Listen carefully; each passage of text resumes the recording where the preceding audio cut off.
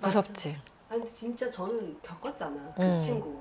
울고 불고 도망가고 핸드폰도 어디다 일부러 찾아서 숨겨. 숨겨서 숨겨. 버려버리고 차에서 뛰쳐내려. 네. 그러니까 저게 상식적인 행동이 전혀 아닌 걸 하고 있고, 눈을 보면 눈이 초점, 그럴 땐 눈이 초점이 없어. 멍해. 얼굴도 조금 지나면 변할 수가 있고, 낯빛이 변해.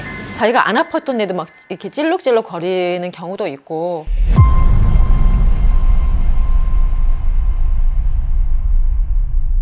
안녕하세요. 설해신당의 소연애기십니다. 오늘 날씨가 좀 꾸물꾸물해. 비도 바깥에 막 꾸물꾸물 오고, 날씨가 약간 으스스할 때 뭐 귀신 얘기하자고? 저희도 한번 여쭤본 적 응. 있긴 한데 친구 중에 응. 한 명이 그 귀신에 씌여서 나 알아. 그 친구 나 봤잖아. 네. 우리 그때 사무실에서 같이 일하겠냐고 왔을 네. 때 느낌이 내가 좀 이상하다고 했잖아. 맞아요. 나는 그때 내가 내가 그 신령님이 계시다 이런 느낌은 전혀 없었고, 나 좀 예민한 편이다라는 것만 알았었는데, 그 친구를 보는 순간 절대 아니다 그런 것만 딱 뜨는 거야. 내가 절대 아니다라고도 하면서 내가 피디님한테 싫은 소리 안 했는데 내가 정색하고 아니라고 했잖아. 그치? 절대 안 돼 하고 그랬잖아.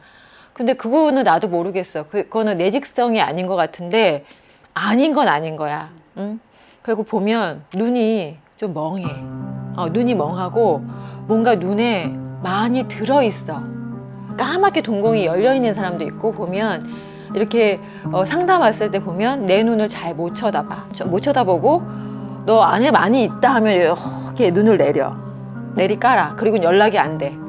자기가 뭘 해야 되고 이렇게 일사를 해야 되고 그런 부분이 있어. 의식을 해야 되는 경우가 있는데, 빼는 그러니까 왜냐면 그 안에 있는 존재들이 거기에 계속 머물러 있고 싶은데, 거기가 집이야. 그런 귀신들은 집이 필요해. 머물 곳이 필요해. 자기가 숨어 있을 곳이 필요한데, 그런 숨어 있을 곳을 마련해서 자기네가 이제 막 데리고 놀았는데 거기를 빼앗겨야 되잖아. 그러면은 일단은 그 자리를 피해야지. 얼른 피해서 그 상황을 모면해야지. 그러면서 이제 그 사람으로 하여금 그런 장소에 못 가게 하는 거지. 근데 보통 보면 그런 분들이 이제 상갓집 같은 데서도 이렇게 잘 씌우시는 분이 계시고, 그 다음에 뭐 요새 한강 뭐 둔치나 이런 데 가서 고수부지 같은 데 가서 밤에 술 드시는 분들이 많잖아. 그치? 그것도 호젓이 술 드시는 분도 많고, 밤에 또 가서 호젓한 데 운동하시는 분도 계시고, 그 다음에 호젓한 데 가서 야영하시는 분도 계시지. 그런데 이제 다 그러는 건 아니야.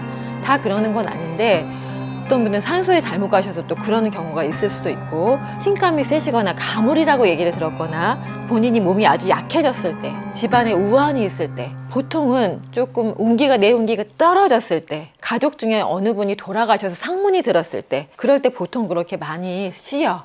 상문이 들었을 때는 또 일이 뒤집힐 때도 있고, 또 귀신이 귀신을 부를 때도 있고, 왜 상문이 잘못 들면 유상문이 들었다고 할 때도 있고, 상문이 들었을 때도 귀신이 씌이면 막 이 사람이 안아져서 미친 짓을 하고 다닐 수도 있고, 임신하신 분이 또 상문이 씌이면 아기가 상문이 든 채로 나와.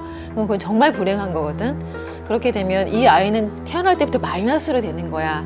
그러니까 임신했을 때는 조금 뭐 상가댁이나, 그리고 가족 중에 임신한 사람이 있을 때, 내 아내가 특히 임신했을 때, 그 다음에 같이 사는 그 가족이 임신했을 때는 주의하셔야 돼. 그럴 때는 상가집에는 그냥 예의만 표시하고 안 가시는 게 좋아요.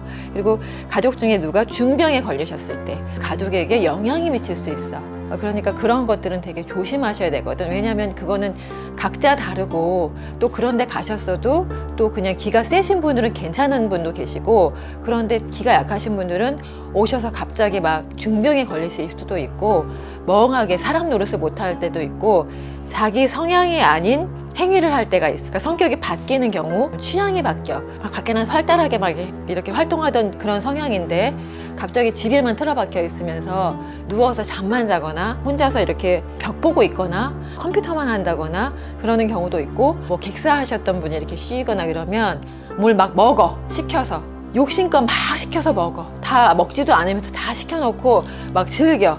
그러시는 분이 있고, 또 어떤 분은 또 아무것도 안 먹고 그렇게 이제 빼빼 말라가는 분도 계시고, 또 어떤 분은 포금을 하셔. 안 하던 짓을 하는 거지. 계속 밤길을 헤매다가 포금도 하시고, 이성을 찾아다니시는 분도 계셔, 사실은. 응? 왜냐면은 젊은 청춘 이런 분들이 이제 몸에 들어오셨거나 그러면 그렇게 되는 경우도 있고, 막 쇼핑을 해서 쓸데없는 물건을 막 쌓아두거나 집에 청소를 안 하고 막 지저분하게 두거나 그렇게 빙의가 됐다 하면 어떤 무슨 오맨 같은데 영화에 나오는 막 벽에 붙고 이럴 것 같아.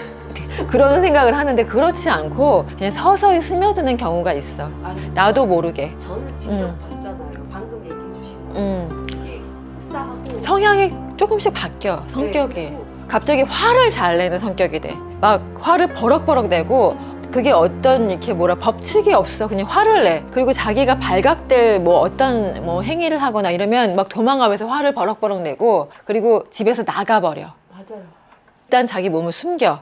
이게 약간 두려운 거지, 그치? 발각될까봐. 그러고서 또 여러 가지가 있어. 먹고, 잠자고, 움직이기 싫어하고, 우울감이 와. 우울감이 무척 많이 와서 갑자기 자해를 한다든가 심할 때는 그럴 때가 있거든. 그러니까 이게 차츰차츰 스며들어서 나의 몸을 잠식하고 나의 정신을 지배하기 시작하면 그거는 되게 힘들어. 병도 내가 약국에 가서 나을 병이 있고, 그 다음에 병원에 가서 그냥 처방받고 나을 경우가 있고, 수술을 할 경우가 있잖아.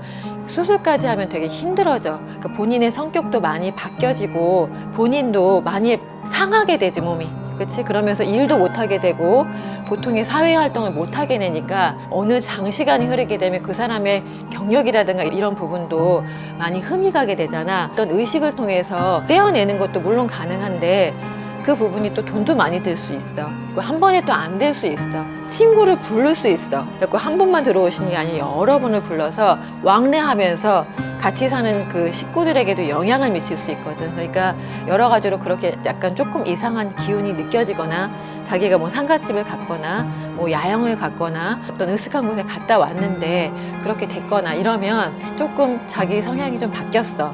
그리고 조금 안 하던 짓을 하게 되고 몸이 좀 아프고 우울감이 있어. 그러면 빨리 가까운 신당 선생님께 연락을 해서 상의해서, 정말 호미로 막을 거 가래로 막지 마시고 빨리빨리 그런 부분은 처리하시고 진행하시는 게 좋아요. 여기까지 설혜신당의 소연애기씨 말씀드렸습니다. 감사합니다.